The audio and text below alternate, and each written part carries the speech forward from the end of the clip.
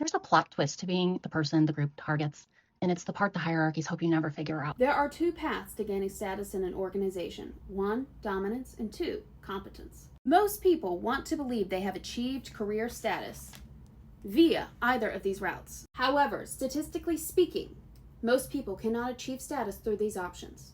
To apply the dominance technique without repercussions, you have to be part of upper management, which is only about 5 to 6.7% of organizational members. Additionally, regardless of what our LinkedIn bios say, only about 27% of workers are truly high performers. So how do people get ahead with the odds stacked against them? With the unwritten rules of politics. This is an excerpt from my chapter in my book called Chapter 4, Office Politics Explained. In my book, I go over every single unwritten rule of work that my research has uncovered over the past 10 years of research as an industrial organizational psychologist. This started with my dissertation on what are the unwritten rules of work for people as they move up in social class via employment.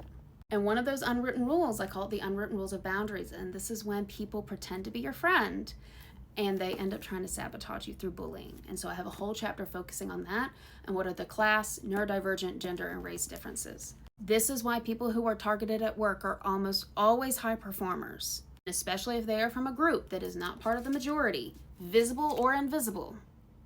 They're even more likely to be targeted. Each chapter isn't just a sob story. It has recommendations for leaders, staff, and human resources. I read a lot. You can look at my Storygraph for proof. And I have yet to read a book that's as honest as this one, is also evidence-based. So there's a lot of unspoken, unwritten rules out there, but it's somebody's anecdotal experience. This is based on the hundreds of people I've conducted research with. And it's the only book I've read in business that isn't just kissing your ass and telling you to go with the flow and that everything's fine and to just kiss the ring. I'm not telling you also to burn the workplace down, quit your job, and wait for the socialist revolution, okay? So check it out. If this resonates with you, if you're going through this, there are reasons for this. We know why, and there's a path forward.